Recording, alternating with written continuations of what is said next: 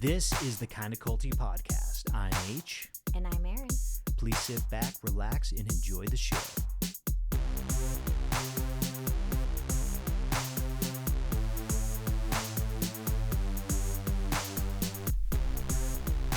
Welcome back. All It right. is Thursday, No, it's not. the 29th. Oh, you're right. Fuck, it's Friday. That's right. This whole week's got me all messed up. It's the day after Thanksgiving. It is the day after Thanksgiving. Some would call it Black Friday. Dun, so dun, dun. ominous. Yeah. Or some would call it National Don't Buy Anything Day. I'm done with that because we just drove past Target and no, Holy moly, fuck that shit. right? It literally looks like the day before Christmas. It looks like Christmas Eve shopping. Do you remember back in the day when like Black Friday was such a big deal? And like, did you ever go down to the malls or anything at No. midnight when stores were like opening and having their sales? No, because I heard that's where you went to die or get in a fist fight with someone. I mean, that's why I went. I wasn't That's why going I there. went. I wasn't going to the shop. I was going there to watch. Yeah, no, my mom never was into that. We never went out on Fridays. Yeah. No, honestly, like the few times that I did go and check out the crowds, nothing happened. It wasn't the chaos that I was hoping would happen, like that they showed on the news, Yeah. where people were breaking down the automatic doors, right, to get into the building. It just wasn't that exciting. I know once my tia went with an old friend of ours, and I don't know what store they were at. I don't think it was a Walmart. I want to say it was Sears. And she goes to reach for the sweater. Our friend, her name was Susie. Susie was awesome. And she goes to pick up the sweater, and someone else like tried to grab it, and they were like screaming at each other and like fighting over it. Yeah. And Susie won, and the other person like gave up and walked away. And she folds it and puts it back on the shelf. She's like, "Well, I don't want it now." That's awesome. I mean, just taking and that T away is from... like standing there like, "Are you kidding me? I want to go home now." Yeah, this is ridiculous, right? There's levels of how awesome that is. But I love the pettiness of just putting it back on the shelf. Yeah, yeah. It's like, all right, well, never mind. Well, her whole thing was like, no, like now it's like got this like shitty moment. Like it totally like takes away the gift part of it. Well, that's all you're going to think of. Yeah, that's all you're going to Yeah. think of. That's all you're going to see. But I love that she just folded it and put it back. Uh, Like she won. She won the principle of it. Right, yeah, And then she's exactly. like, It's like, They can come back for it if they want, if they really care. imagine if that person went around the corner and they saw it sitting there again. Do you I'd think be they would so grab it? pissed. That's a really good question. I wonder. I'm sure they would. They probably would if they're Like, what willing the to get fuck? in an altercation. Yeah. No, I just, I feel like there's a lot of hype around Black Friday. Yeah. And I've never really, anytime I've tried to go experience the hype, it's never been awesome. You know what I mean? Yeah. Like, it's all kind of bogus because there's never been crazy lines. There's always been enough of things. I guess we're not in like New York or Chicago where Yeah. I don't know where. Maybe if we were more downtown, but our downtown doesn't have those kind of stores. Yeah. Like it's- our downtown mall closed years ago, Yeah, the good one. the good one. Yeah. So it's like, I don't think it's worth it for us unless you're going for the sale of buying a TV or an appliance, and this is how you're making it be affordable for you. Sure. I mean, and I think that's the strongest argument with Black Friday. I mean, Yeah. even like Cyber Monday or whatever the fuck. If you need like a new dishwasher or a washing machine, that's when you buy it. Yeah. Well, If you can hold out that long. do you know where the term Black Friday comes from?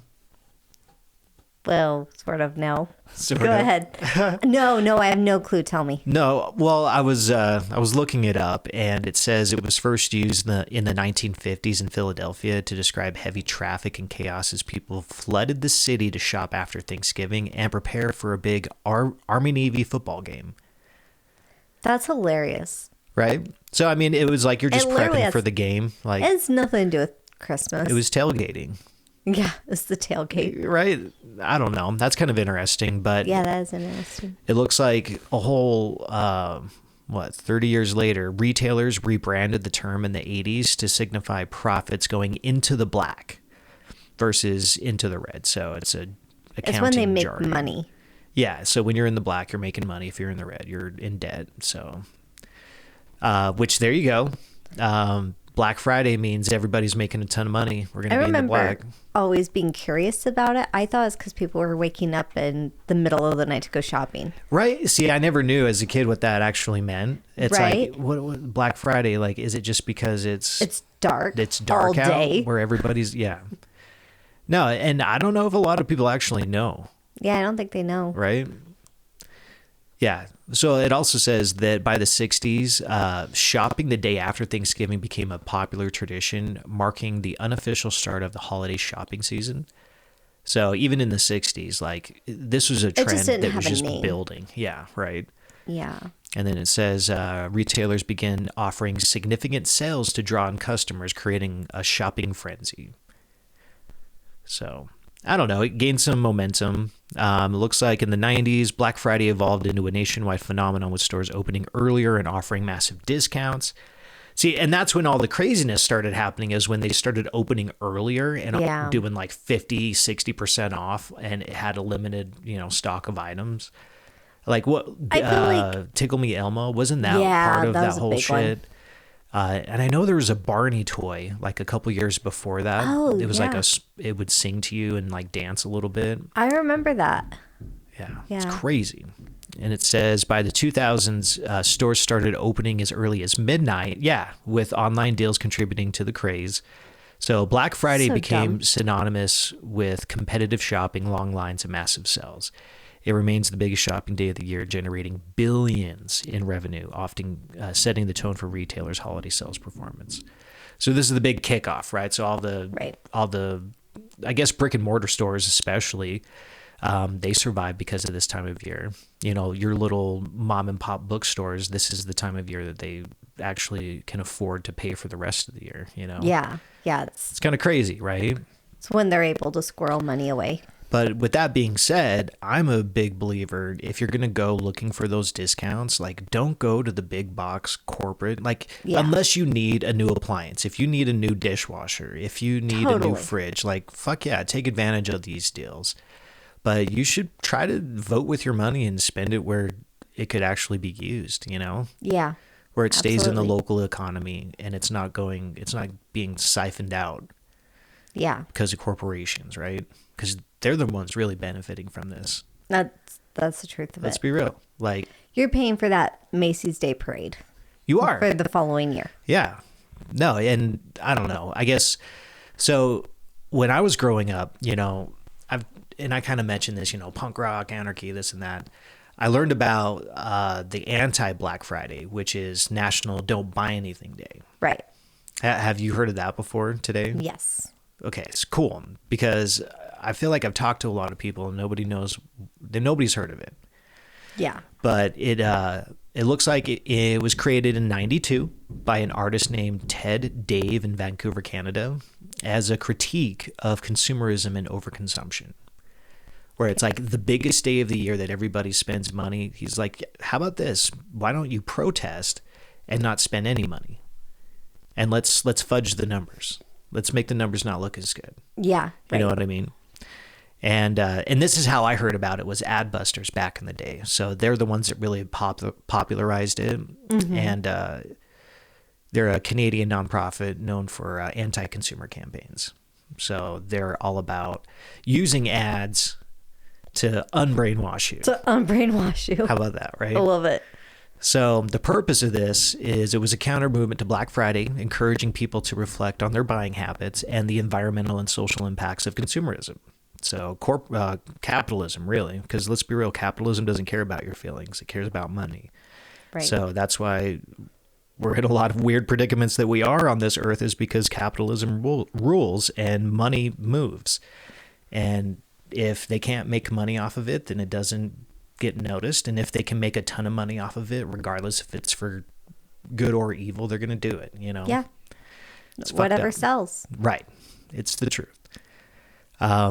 So yeah, it highlights issues of sweatshop labor, environmental degradation, and debt. So the whole idea of like, live in a consumerism society, we're all in debt, we're all living paycheck to paycheck, and then all of a sudden on Black Friday, everybody spends their entire paycheck. And Kind of culty. It's very culty. It's yeah. It's almost like you're paying tithing to the man. Yeah, to the corporate man, right? But and it sucks because it's non-avoidable. But if you can go about it in a different way. I've always been a big fan, if you can, like make something or give something with sentimental value. Right. You know what I mean? And when I say make something, I mean like, I don't know, like paint something ceramic and get it baked, Yeah, for sure. I don't know, like. No, I've gotten a few of those kind of things. I had an aunt that she did a lot of glass work. I think that's cool because then it's like, hey, I made this for you. Yeah. And especially if it's practical and it's not just like, a third grade art project. Oh, no, it was like one was a bowl and the other one was like a jewelry box, but like kind of spider webbed. It was pretty cool. No, I think that's rad. I'm all about stuff like that. Yeah. I think it's important because they'll always look at that or whatever it is and they'll think about you. Right. Right? Versus like, here's tickets to the game. Which, I mean, to a certain degree, they'll remember the game, but they might not. I don't know. I guess that's a bad analogy. No, I get what you're saying. It's more just like, where is that money going?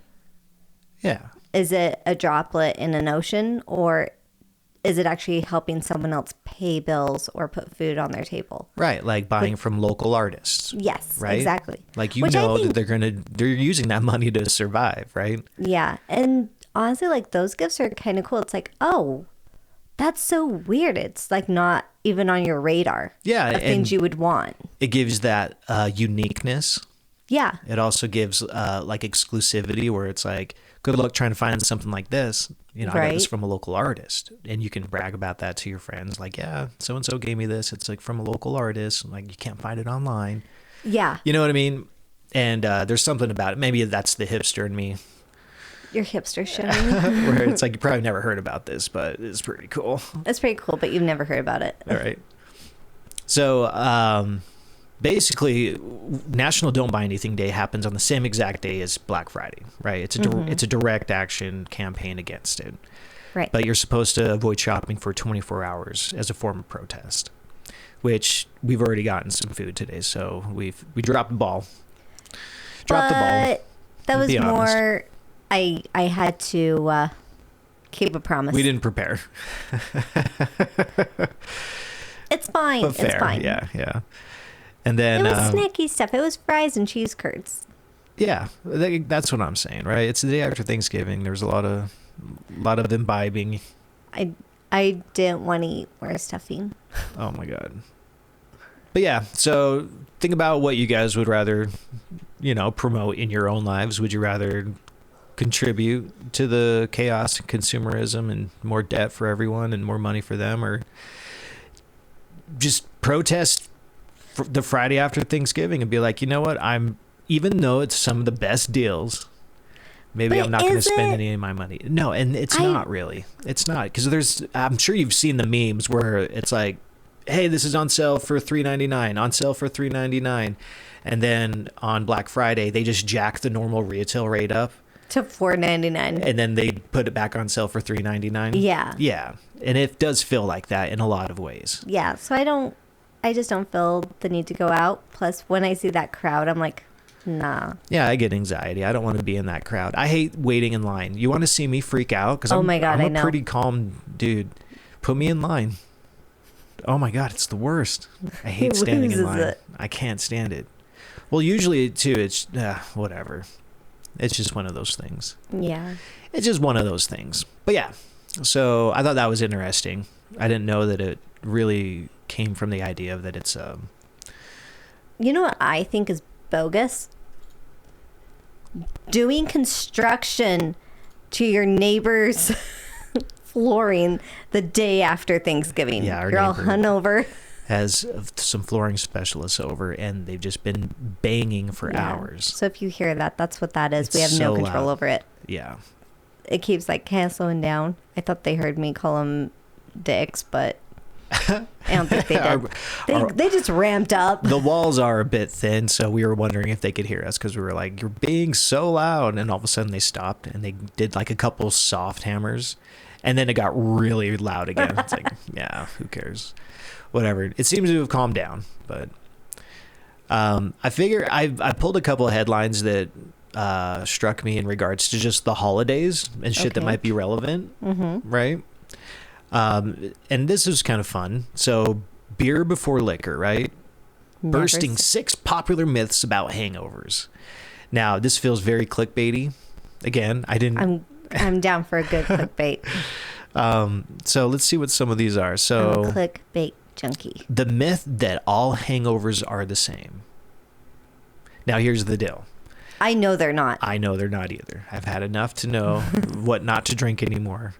For real. Like I'm at the point in my life where I really don't even drink beers. I'm drinking seltzers. Yeah. Because they don't get you as drunk. You have to work a little bit harder so you can pace yourself pretty nicely. Except for those White Claws. Those White Claws no. Yeah. are like drinking wine. Yeah. The worst hangover I've ever had. And it's like, I didn't even get drunk. If there's corn syrup in it, you're asking for a shitty hangover. Yeah. You're asking for it. You're asking for it. The cane sugar ones, I've noticed that any of the seltzers that have the cane sugar in it, those generally are pretty mellow, if not non-existent. Right. Where it's like, I drank too many of those last night. Why do I feel fine? And if I were to do the same thing with a regular beer, I would be hating life. I would be throwing up. I know I would be. Oh, for sure. You know what I mean? Yeah. So, but I don't touch hard alcohol. No, we're not.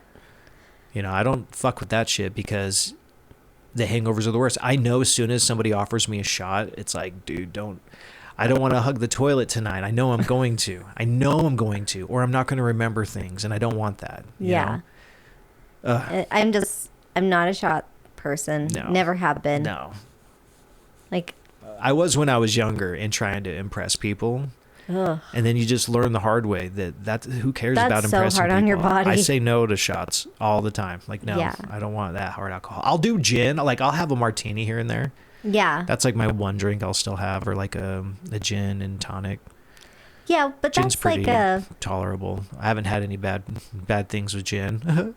But I also don't like get wasted on it. Like, that's No, we're like not my trying to get wasted. enjoyable Yeah. little drink. Like, I'm sipping it. I don't want to sit and drink that when I'm like, say I'm like doom scrolling. Not my drink. I want to have that drink with a conversation. Yeah, and we're usually out and about when we have those. I mean, yeah, that's the truth. Yeah. Or like, I'll go hang out with my mom and have a drink with her. Right. Yeah, but that's the extent of it for me. I mean, we're not trying to get shit faced, but nah. The myth that all hangovers are the same, like I don't think that is a myth. I think they're not the same. They're not the same, and the more sugar, the more pain you will be in. So this says that symptoms and severity of your hangover, like your alcohol tolerance, depends on many factors. That include age, weight, gender, ethnicity, family history, nutritional status, smoker status, mood, health conditions, or whether you're taking any medications. So there's a lot of variables that can, affect your hangover. So your hangover is going to be different from everyone else you know. So he says, for example, this is a Dr. Marino, while one person might experience headaches and vomiting after just one drink, another might throw back whiskey gingers all night and wake up feeling tired but otherwise unscathed. In fact, some people may experience any symptoms. According to one study, about 25% who drink to intoxication don't have hangovers at all. So a quarter of the people out there drinking don't have hangovers. Those people are assholes. I wonder what their the family history is there, Yeah, right. And it says the length of hangovers can vary, so they can last 24 hours or longer depending on how much you drink. So, I mean, obviously that's pretty common knowledge stuff, but yeah. The other myth. All right, so you can prevent a hangover by drinking water or using hydration supplements. I feel like that's pretty accurate. Yeah, I mean, what is it? It's like you drink a glass of water every hour if you're drinking all night. Yeah. That's like one thing I've always thought about. Alcohol increases urine production, so it's true that dehydration can often contribute to the hurt of a hangover.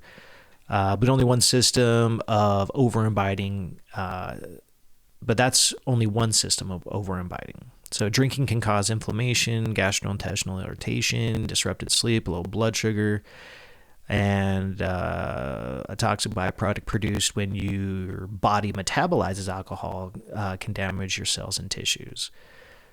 So don't expect products like sports drinks, vitamin-infused patches, or hydration packets to work any miracles before or after a night on the town. While they might keep you hydrated, they likely won't address any other hangover symptoms. Sure. So that's interesting. But drinking water or other hydrating beverages during a night out is still a good idea. Well, no shit. No, I think if you guys are going to be drinking, like, I think a glass of water an hour. Yeah. Just make sure you're hydrated. Because, yeah, you're pissing a lot. Once you open up that train, once you let that train out, you can't put it back in. It's done. It's on the tracks. It's rolling. You know? Yeah. Myth. Hair of the dog can stop hangover in its tracks. What do you think about that? I feel like sometimes you need a little beer to just kind of help. I mean, I get that. Why are Bloody Marys a thing? Yeah, exactly, right? Yeah. I can understand it being like, we don't know why it works. Well, so it says here, this is one thing it could be. A hangover can be a mild form of alcohol withdrawal, according to the NIAAA. Hangover symptoms peak and likely feel their worst when the body's blood alcohol concentration returns to zero. Who was it? It was one of the guys from the Rat Pack that said, I don't understand people that don't drink. You wake up and that's as good as you're going to feel all day. Yeah. I don't know. It's kind of like that whole idea. Yeah. But I get it. You're kind of getting back into the numbing of it. Like, let's, I don't know. I've never been a fan of like waking up hungover and they're like, let's crack a beer to make sure I feel good. I'm like, water. Yeah, I want water first. Grease, cheese. But sometimes, like, if you feel like crap all day, sometimes maybe like a little hair of the dog does kind of help with some food, greasy food. Yeah, if you go out to like for brunch or something. Does make you feel better. Yeah, I totally can buy that. Taking painkillers before bed can help you get ahead of a hangover symptom. I don't know if that's a good idea at all. You shouldn't combine alcohol with drugs. It does say when you combine alcohol with drugs containing acetaminophen, like Tylenol, you do run the risk of liver damage, which makes sense because those NSAIDs are going to fuck you up anyways. Ingesting too much of one or both substances can be toxic to the liver. And for that reason, the Food and Drug Administration advises against drinking when taking any medicine that includes acetaminophen. Interesting. I did not know that. Right? Hangover symptoms are physical. I've definitely done that. Yeah, of course, right? Yeah. It's like, oh, this is fine. Ibuprofen or whatever. Yeah, like, especially if I'm like cramping and I'm just like super miserable. Like, don't you like, you have a glass of wine or something, you pop some Midol. You know what this article did not address? Beer before liquor. Yeah, what the hell? Fucking clickbait. And this is on NPR too, by the way. They got me. NPR, what the hell? NPR with the clickbait. NPR with their clickbait. All right. So we're going to continue on with, holiday theme. Okay. But now we're going to talk about milk. So who in your life do you know that drinks milk? No one. But babies. Yeah, kids, right? Yeah. If anything, kids are the ones drinking milk. Well, the New York Post posted this on the 25th. So I love this title because this is crazy. Controversial fish milk touted as drink option with kids' meals. It just tastes like normal milk. I said that. Fish milk. What? That's a thing, apparently. What? I'm intrigued. I'm so intrigued. What? How are they getting the fish milk? How are they milking What the is fish? the fish milk? Where does it come from? You know, is it like almond milk where they're just soaking the fish? You know, or is it coming from a gland? Like, are they getting milk? You know what I mean? I am not okay. So I just love this. They're really in uncharted waters. So coastal country of Indonesia is milking its abundance in fish to compensate for a drastic cow shortage for programs like school lunches. Okay. They're getting creative, adapt and overcome.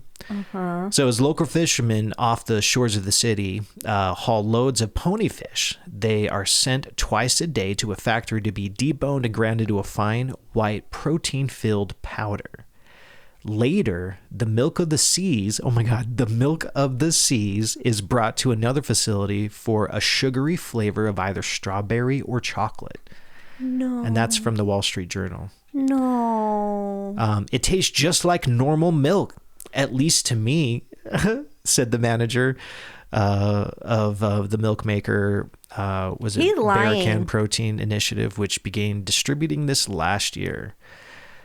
Wow. Fish milk for your kids. Seems like this is mostly an Indonesian thing. Southeast Asia. It says fish collagen is a typical protein used in the United States for skincare, and the European Union employed scientists to work out a way of removing chemicals that cause salmon protein powder's pungent marine smell last year. So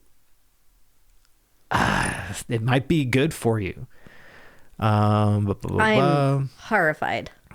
Drinkers of the milk also have not expressed an intolerance for its taste. A 23-year-old named Rosita even proclaimed it as delicious and having the beverage on 3 occasions. Yeah, fish milk, guys. So would you let your kids drink fish milk? It's made out of protein powder. It's literally just a flavored protein powder made of fish. Fish milk. I mean, you've got muscle milk. You got crow's milk, right? Felt like a crow. Fat milk. I mean, I understand if it's probably really good if you need that protein, if you're having a hard time getting the nutrients into the kid. And I am just so horrified by it, though. I get it. Who wants fish milk? Like, it sounds so wrong. I know. I'm not okay. Well, I wish you hadn't told me that. I liked being blissfully unaware. I'm pretty sure you can make milk out of anything these days.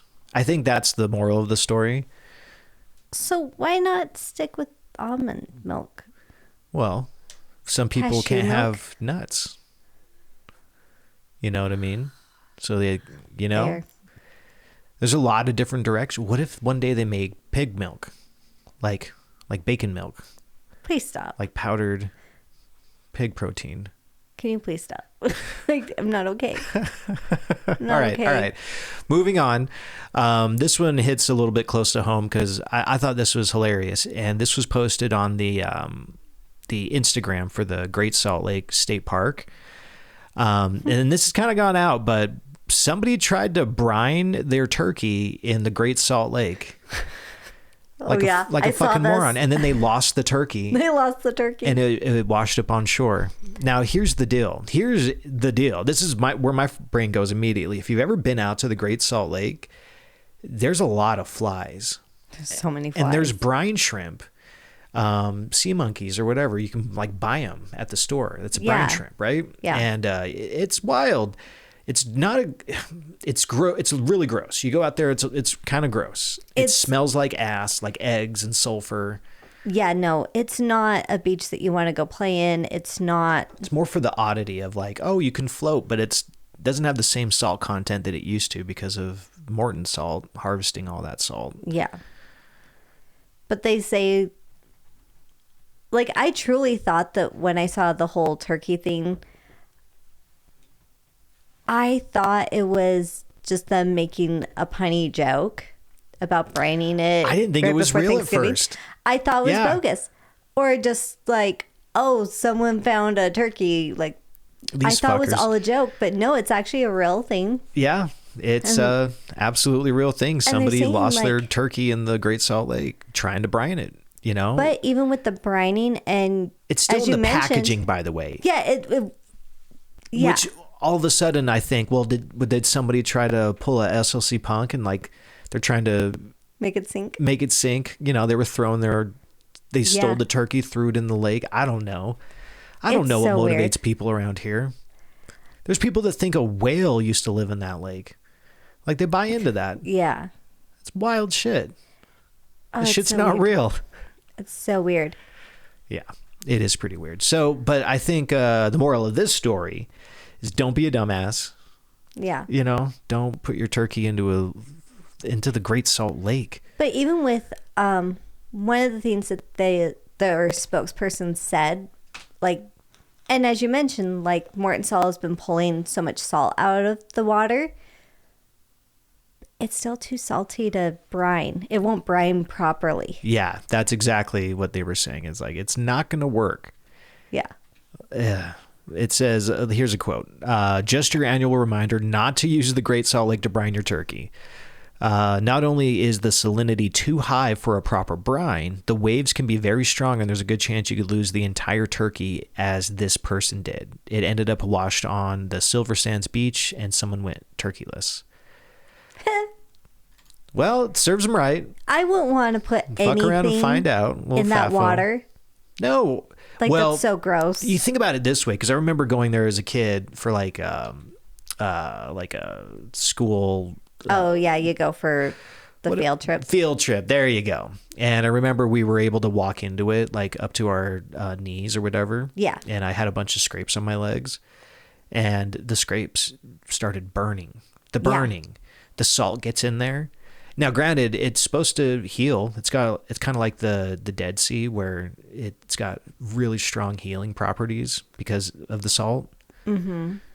But then you've also have people go dump in it too.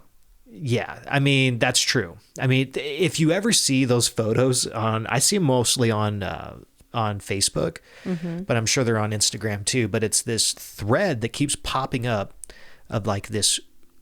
It's like a neon blue water going through a channel in the Great Salt, the salt flats. Yes. And there's yeah. like people stand-up paddleboarding in it and whatever. That is chemical runoff. That's Yeah. not good shit. It's not meant to be that color. That's not a natural occurring color. Yeah. And it's not safe to swim in. And anytime I see that post, I go, that's toxic. And it's kind of funny how those comments get suppressed. Where it's like, that shit's toxic. You should not be out there swimming around in it. Like, that's chemical. Well, when that was a runoff. thing, like, we did drive out to see it. We did. We just went and looked at it, and We didn't get in the it. amount of all the little kids swimming in it. Like yeah. toddlers swimming in that water. Because there was a spot where, like, it was more shallow at one end, and then as you went back, it got, like, deeper, and that's when you saw people on, like, floating devices or canoes and stuff. And it was like, what the hell are you doing? Like, yeah, DNR those should have been kids out okay? there, like, Yeah. regulating, like, telling everybody to get out of there. Because I feel like it was that same day that we saw that it was toxic.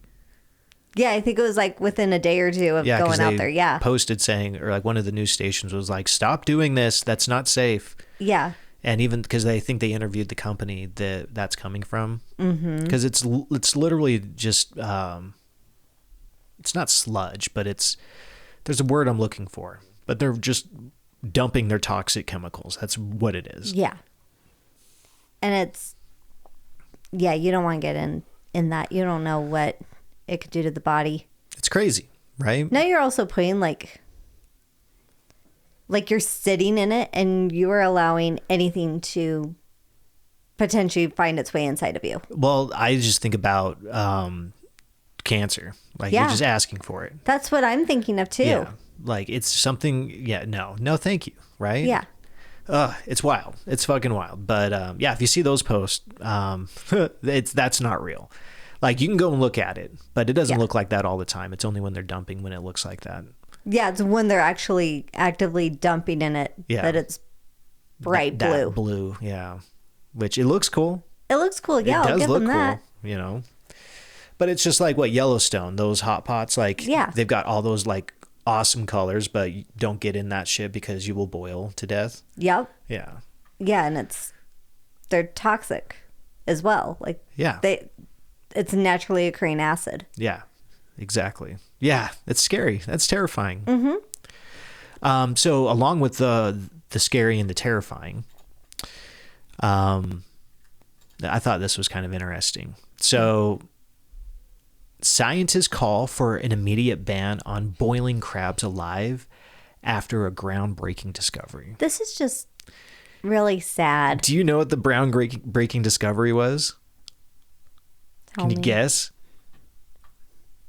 What, do they scream? They feel pain. That's really just what it is. No shit. Right?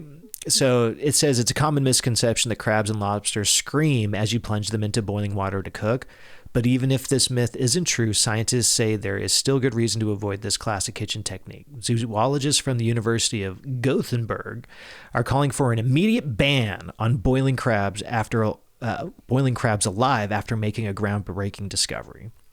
Researchers have proven that crabs can feel pain just like any other animal, meaning that being boiled is likely to be an excruciating, painful death. The fact you have to say it. Like, that isn't that shit. pretty fucked up all of a sudden? Because like that's the whole thing is like you boil live crabs, you boil live lobster, Yeah. and that way you get the freshest meat. What if like is that how like you boil a live human and you get the freshest meat? Does it just fall off the bone? Oh my god. Oh my god. Right. I'm not gonna okay. eat this. But yeah, so I don't eat shellfish. I don't eat meat. So Sorry. I don't contribute to this behavior in general. Yeah. How do you feel? I feel like this is like a common thing of like, yeah, of course they do. You chose to keep doing it. Just now you're saying that they can feel pain. I feel like Everything can feel pain. boom. I think it's that age-old thing where people used to think that Kids don't feel animals pain. don't feel emotion, kids don't feel pain. Yeah. Yeah, it's like all these weird myths that aren't real. Yeah. And we're learning more and more that, yeah, animals are very emotional. They get things way more than we give them credit for. Oh yeah. Oh yeah. I don't know. Like, No, that just really bothers me is I'm just like, duh, of course they do. I don't and you know. can't drown a crab, No. right? No. So how do you fix this problem? I don't want to go down that road How either. do you fix the crab boiling problem? Do you inject them? What do you do? Why would you inject them? I don't know. To like drug them, you know, like make them pass out. But you're going to consume it. Right. So do you just not care and keep boiling them? I think you might have to behead them. Can you though? Because their head is part of their body. It looks like it's a crab. I don't know. I think it's pretty wild. And this is off dailymail.co.uk, but they've got a whole study going on where it looks like they were probing the crab, and they've proven that it does feel pain. There's a whole seismograph. The spike shows activity produced when acetic acid was applied to the leg of the short crab, and it shows the spikes in pain levels. I'm sorry. That's a horrific study. Right? Like that's. Well, now they know. Now you know. But did you have to do that to know? Probably. Because they were measuring the signals. And now I just think it's so. Well, it's pretty much stay tuned because it says more research is needed on the topic, and we hope that we can announce some guidelines in the future. So the idea is they'll be able to release some guidelines about this, right? I'm horrified. I'm so grossed out. Well, they want to ban boiling crabs, so I'm not against that part of it. It's the study itself. That it's like, well, let's experiment and find out if they actually do. It's like, why do you think that they don't? Just because you're not feeling what they're feeling? Well, and it could be in the sense of just trying to disprove that, where somebody feels wholeheartedly, where it's like, no, I do think that they can feel things, and I'm going to prove it. Sure. Versus the opposite. I don't know if anyone would be motivated to be like, no, they can't do it. versus motivated to be like, I'm pretty sure they can feel. Yeah. Kind of like that whole idea of that they found out that like grass or plants feel emotion. Yep. It's like the same shit. We're learning that plants feel emotion, and you hook them up to those little people have been hooking up like synthesizers, like the yeah. whatever they put is it a cathode? What am I trying to say? Like the receptor on the actual plant material or the mushroom, and you can hear the sounds. Hear the music that it makes. Yeah. That's sick. That is sick. And that should tell you something. That alone should tell you something. These guys are jamming out. They're out there in the forest just grooving. They're grooving. Imagine that existence. I mean, it'd be kind of hard. You're just a plant stuck in one spot, and someone might step on you or pick you or whatever it is. That's pretty vulnerable, but... You're pretty vulnerable. But maybe in the meantime, you're just grooving. All the plants out there are just having a big old fucking rave, you know? Okay, well, this is a little bit more lighthearted, all right? Okay. So orcas have started wearing dead salmon hats again after ditching the trend for 37 years. That's awesome. So... yeah, apparently orcas off the coast of Washington State are balancing dead fish on their heads like it's the 1980s, but researchers still aren't sure why they do this. Now, what's funny is like I pulled this article a couple days ago. This was published 2 days ago on the 27th. And I saw a TikTok last night of somebody talking specifically about this. And I'm like, oh my God, all right, let me finish this. A little research, right? Finally doing a little bit of pre-work. But basically what they were saying is that there was this female orca that one day decided to put a dead salmon on her head and wear it like a hat. And she was so fancy. It caught, right? Like they've got like fashion sense, apparently. I don't know. That's hilarious. It's one of those, maybe it's like a fish beanie, right? A fish beanie. But the other orcas followed suit, and it became like a trend in their pod, and they all started wearing salmon hats. And then you've got, within the last few years, the orcas that have been attacking boats, like yachts, like they're going after the keels, right? And it seems like the scientists can't determine why they're doing it, except that they're juveniles and they're having fun, and it's kind of become trendy to attack the boats of rich people, right? Which is fucking awesome to watch this, considering we don't have a boat. We're not rich people. It's like, get them, Willie. Right. That's hilarious. But they started wearing the salmon hats again. So that's where it's fun, because it says after 37 years, they're like, they're back. It's like how the 90s are such a big deal with the younger generation right now. Yeah. And like how the 80s were kind of a big deal for us. I don't know. Like the 80s are still a big deal for a lot of people, but oh yeah, it's like decades ago. It doesn't feel like that, but it is. It's decades ago. And is it the same thing? Right. Like, I think it is. People have been telling stories of the salmon hat girl for years. And they're like, you know what? We're bringing it back. I found a salmon hat. I want to know, did she find a dead salmon, or did she kill the salmon to put it? Well, let's be real. Orcas are like the apex predator in the ocean. That's why I feel like that's a valid question. Yeah. What's crazy to me is like how docile they are with humans in general. Yeah, but other animals, they're vicious. Right. And boats. But they could easily destroy a stand-up paddleboarder and kill them. They could, but they don't. Yeah. I don't think there's ever been an instance of an orca attacking or out in the wild, because I think SeaWorld doesn't count. SeaWorld doesn't count. Yeah, that was not. They asked for it there. They asked for it. They straight up did. But that's what I'm talking about. These animals, these creatures they're mammals just like us, right? Right. They give birth to live young, they have hair, and they've got big brains. They're smart creatures, and it comes back to that whole idea of like, we're not giving animals enough credit. No, we're not. Like, who's to fucking say that they're all like genius level beings and they know the secrets of the universe because they've been hanging out with the UFOs under the oceans, and they know the whole point of this is just to have fun and have a good old time. Right. And because that's what they do. They have a good old time. What if there's like giant orcas even deeper in the ocean that we haven't seen, that are bigger than like what is it, the blue whale? Isn't that the biggest creature on the planet, is the blue whale? I don't know. It is. Sure. I think so. I bet money on it. Okay. Final answer. But imagine orca bigger than that. That's insane. I know, that's kind of But just I some don't think it sci-fi would be, stuff. because it would have to surface. Well, that's where what I'm getting at is we know nothing about the ocean and what's really down there. And every time they go deep into the ocean, they're finding new species all the time. Yeah. And they talk about how like the giant squids, they hang out at the bottom. So the Right. only time we get to see any are the like the younger ones that just die because of whatever. They get sick and then they float up to the top. Right. But we never get to see the old ones. Yeah, that's true. So it makes me wonder, like, what's actually down there? How big the jellyfish do are. they actually get? How big because there's giant jellyfish down there too. There's Yeah. big creatures. So it makes me wonder, like, what's the big?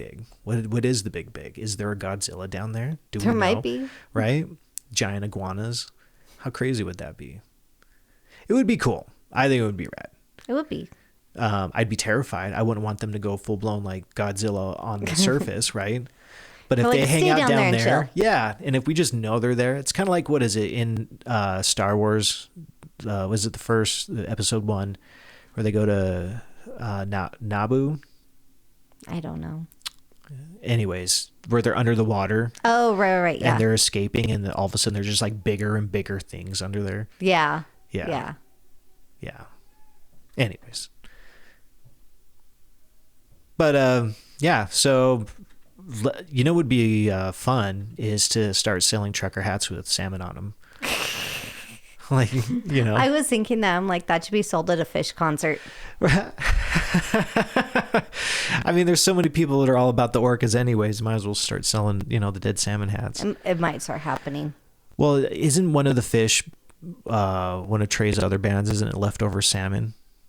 I have no idea. I think it is. That's not my expertise. Yep, pretty sure. Pretty sure Okay. that's a thing. So you hit gold, you're striking gold Thank you. without even realizing it. All right, let's see what else we've got here. Bum, bum, bum. Oh, okay. Well, let's see. All right, we're gonna finish. We got a couple more things, and we're close to wrap. But to top off the animals, I didn't realize how old of an article this was from where I found it, because clearly they don't update their stuff very often. Okay. But I love this. So it was a campaign to change the name of fire ants to spicy boys. I support this. And it was gathering pace. This was from July of 2016, by the way. Oh, it's way old. then. It's pretty old. Okay. And I want to know what happened with this. Did we ever get to change the name to Spicy Boys? Because I fucking love that. And I think it's appropriate. And I think we should blanket this across the board with other things, Yeah. you know? There's some dumb names for animals out there. I mean, if you're going to call fire ants Spicy Boys, like what would you call like an alligator? I guess Nope like rock. a nope rock. Yeah. This is spicy rocks. Spicy rocks. This is spicy dinos. Everything should just be like some variation of spicy Right. Yeah. or salty. I think about snakes. What do they call them? Like Nope ropes. Nope ropes. Yeah, there you go. Or a danger noodle. Danger noodle. See, if we just, I mean, I know that dumbs down the population a bit because Just a little, we're but- moving away from like, you know, scientific names, but they'd be easier to remember. You know, they would be. It'd be so much easier to teach that in schools. And then, you know, once you get to like high school, it's like, here's the real name for the danger noodle. A garden snake is a nope rope, but a cobra is a danger noodle. Yeah. Right. I like that. Yeah. I You like that. start, you know, differentiating everything and like, hey, these are the categories they start falling into. But And everyone's like, what? yeah, What would you call python? I mean, it's still a danger noodle. It's a squeeze. It's a squeezy nude. It's a squeeze rope. I don't know. Squeeze rope. It's a squeeze it. Yeah, let's just go squeeze it. Remember squeeze it? Ugh, Remember they used to yes. have cool faces on them. I saw a grumpy grape one the other day on the internet. And you were like, oh, I miss him. Yeah. I used to drink too many of those. I was kind of a chubby kid. But yeah, so I don't know, spicy boys for fire ants. I think that's pretty fun. I like that. I like that a lot. And it's a damn shame it took me 8 years to find this article. I would have loved to have seen this beforehand. And I would like to know what happened. Does anybody have any answers to the spicy boys mystery? I'm thinking they didn't get very far. They probably didn't get very far. Otherwise, we would be aware. But we can resurface it. That wasn't very hard to find, considering it's been almost 10 years. That's sad. So I don't know. You don't know. I don't know what's going on. All right, a couple more. So AI creates never before heard sound. Is this oh shoot. Never mind. Just go ahead and tell me. Well, the reason why this stuck out to me is because never before heard sound. You would think that at this point with computers and everything, we probably created we've probably created all the sounds. You know, probably going to the movies and all the sound effects, like you probably heard some kind of variation of every sound at this point. Right. I would assume. But it says NVIDIA's Fugato AI can make a trumpet bark or a saxophone meow. Okay. So I think this is getting into weird territory, right? So people getting creative, asking AI to do weird things that shouldn't go together. Yeah, that shouldn't exist. Right. It's people on drugs getting control of powerful computing power, right? Yeah. That's what it is. I did see the theme where they like reconstructed. I don't remember. I thought it was a pharaoh, but it might have been like one of the kings of England. They've like recreated his throat and mouth to hear what he sounded like. That's cool. Did you see that on NPR? I did not, but did they use like lasers or like X-ray to like MRI? What would they use? And some kind of imaging, right? Yeah, something. And then they like recreated digitally. So you basically just got like a out of it. Right. But you get like the rough, because they're like, I feel like you could 3D print that or something, like the vocal cord or the esophagus. Because I immediately think of in Jurassic Park, where he has the whistle that's made out of the larynx. Yeah. Right. I think it's something similar, but yeah. But if you threw that into some kind of like ZBrush or some kind of model, I don't know, and you animated it. I was under the impression that it was all done through AI and like 3D imaging. That would be cool though. Yeah. To be able to like hear what that pharaoh sounded like. I want to say it was a pharaoh, but I really think it was like Henry VIII or something like that. Oh, okay. Like but it was somebody of historical importance. Yes. It wasn't just some random. It was. Imagine if it was Napoleon. I don't think it was Napoleon. But think about how whiny that guy probably sounds. I knew that's where you were going. I just have a feeling he'd probably be kind of whiny. These higher pitched tones, right? Like, I don't know. Yeah, so that's kind of wild. They basically created an app called Fugato. Look it up. It was built by a team at NVIDIA that wanted to create a Swiss Army knife for sound. So the tool allows users to edit or generate audio using simple text prompts, such as removing a particular instrument from a song or changing the accent of someone's voice. So again, it's a text prompted tool where you say, I want it to sound like this, or take this out and add this and this and blah. So as long as your prompts are on point, it sounds like you probably make music. And there's a lot of apps out there that are starting to do stuff like this. Yeah. Like I keep seeing one dude using one, I think it's called like Sono or something. But it turns things into like hip hop or rap. I follow a guy and he changes everything to yacht rock. Yeah, that guy. Yeah. I love him. Yeah. No, that's fun. Yeah. Because he's done some heavy metal stuff like the Danzig. Like he did Rammstein. Yeah. Yeah, he did Danzig. He's done Marilyn Manson, which I think is funny because, like, knowing that those are terrible people ruin their music. Yeah. Yeah, exactly. You know, some of it's just fun, but But it really opens up the idea that we're living in a world where AI is going to do a lot of the mundane tasks for us, right? Yeah. And I don't know how I feel about it. I'm a bit torn because I am from the Star Trek, the Next Generation type attitude where we should have a world where AI runs everything and there is no monetary system, which means that we're not controlled by debt.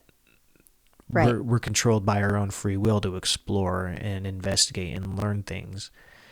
You know, and I couldn't tell you what the whole like Star Trek, the Next Generation code is or whatever. I know you're not supposed to interfere in this and that, blah, blah, blah. But, Yeah. you know, they're boldly going where no man has gone before, you know? Yeah. They meet fucking Q at the end of the universe where shit gets weird. That the first season of Next Generation is super... a lot of quantum physics going on there. It's a really smart show. Yeah. Anyways, but how cool would it be if we just had, because I'm trying to think of like, how do we incorporate AI into our regular lives? And the easiest, the path of least resistance that I see is turning AI into assistants, which is what they're doing with Gemini, and everything just got launched. Like they're putting these on our phones. Like Siri was the first, like one of the things, right? Right. And then Cortana and all this blah, blah, blah. But an actual assistant where it's like kind of like what Alexa is being good at, where it's like, order me a pizza, order this off of Amazon or this or that or whatever. Like we're going to have that on our phones, and it's going to be really easy to talk to, and it's going to be intuitive, and it's going to learn who you are based off the conversation because the memory that it keeps of the conversation. So it's a deep learning tool, right? Right. Anyways, it'll be interesting. It'll be really interesting. And then I don't want to go too deep off this because I feel like we could do a whole thing on it, but like convergence. Have you heard about convergence? I don't know. So it's this concept that we're going to merge with AI. Okay. Where, let's see, convergence. Date.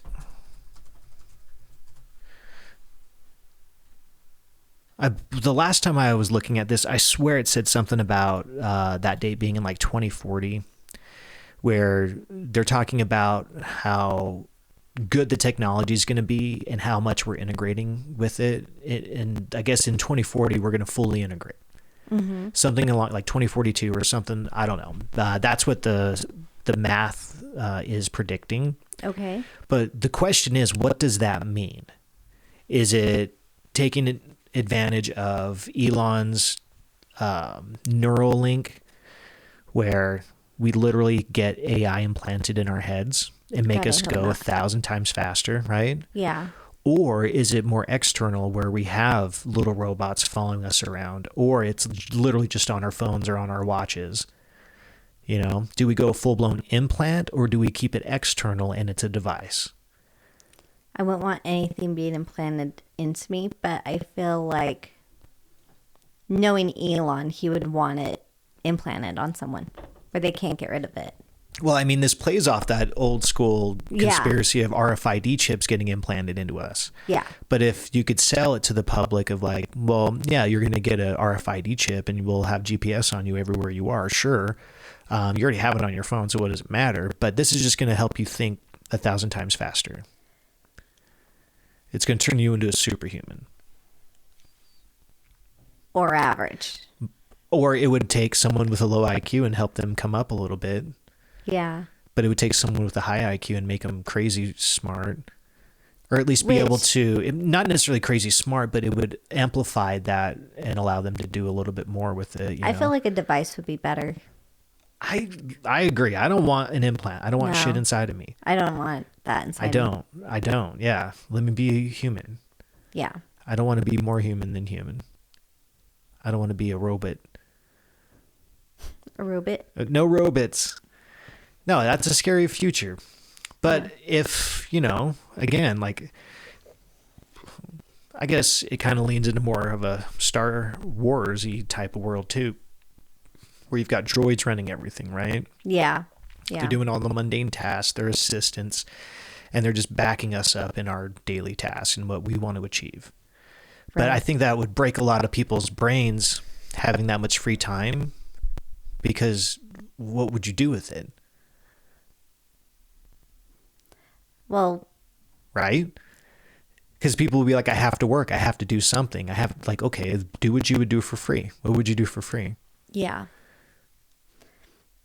Well, it depends on the person. I mean, you're going to have those people that are like, I'm going to read more. I'm going to, learn how to, say, renovate their homes and do all Sure. that stuff. Like, they'll actually be productive. Like, I want to be handy. But then you're going to have people that are literally not going to know what to do Yeah, or get into some shit. I agree. I think there will be, There's only two types of people. Yeah. Or maybe three. but I think there's going to be a group of people that are going to not, they're going to be confused and not know what to do. Yeah. And they might just fill that void with something unhealthy, Yeah. you know? I don't know, but that's this hypothetical world, obviously. But the whole idea of that convergence, right? Yeah. Like, what's actually going to happen? And we'll still be alive by then.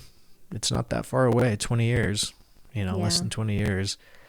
So Be the world could interesting to change see. in a year. Who knows? Who knows if that's actually going to happen? But I think it's based off of the math of, like, if the growth stays consistent the way it is, we're going to end up in a place. And who knows if it could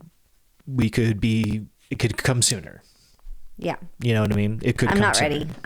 I don't think we as a society are ready for that. I agree. I think we're going backwards in regards to our emotional IQs. Like, I think people don't know how to handle themselves out in the world. I think there's a lot of people that we're becoming more of an illiterate world. Nobody knows how to read or write as well anymore.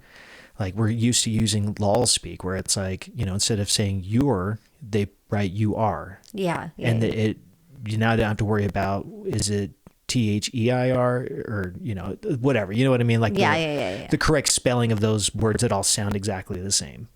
All of that thought process goes out the window because you shorten it to you are. Yeah. And I think that's part of the dumbing down. And it's true. It's frustrating. All right. The last thing I want to end this on, the thing I want to end it on, I thought this was really cool. I think a lot of stuff's really cool, so excuse me, but they they basically have an image of the shape of a single photon. So the shape of a single photon revealed for the first time thanks to a new computer model. If you guys look this up, the image of it, it's like a green dot. It looks like a cell, but it looks just like an eyeball. If you take it from horizontal to vertical, it looks just like an eyeball. Now, the reason why that's cool to me, because think about it, a photon is made out of light, right? Comes from the sun. It comes shining out of the sun. It's light, and it looks like an eyeball. And the only way to see that light is through an eyeball. And they look the same. It's like it's got an iris, it's got a pupil, like it's got the cornea, like it's crazy. It looks just like an eyeball. And you obviously that imagery's been all over the place. There's a lot of stuff that's like that. And if you ever taken a high dose of acid, you've seen eyeballs all over the place too. It's like one of those things that's like in the fabric of the universe, right? But I just love that idea of like the whole as above, so below. Like it's a literal image of the eyeball, of animal eyeballs, because they all have a similar look. That's light. It's crazy.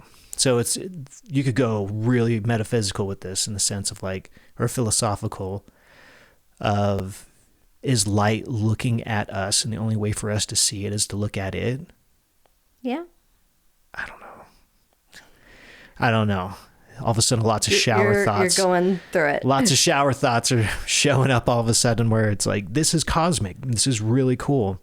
And it's green too, which is kind of interesting versus like red, right? Because I think anyways, we only see a certain bandwidth of light. And I know that some of those colors get up into the higher vibrations. I don't know. Sorry, it's been a long day of chilling and drinking coffee. I haven't worked my brain out until now. But anyways, I thought that was super cool. You guys should look it up. Obviously, we're going to post it on the Instagram so you see a picture of it. But yeah, the universe is watching us as we watch it. It's pretty meta. It's pretty meta. Well, anyways, we're going to wrap this. You guys, thanks for reading some dumb headlines with us and trying to crack some jokes and have a good time on your National Don't Buy Anything Day. Right? Right. Anyways, well, enjoy the leftovers. Enjoy the company that you keep, that you choose to keep. Hopefully this year it's positive people in your circle that gas you up and lift you up. Take care. Cheers, guys. We love you.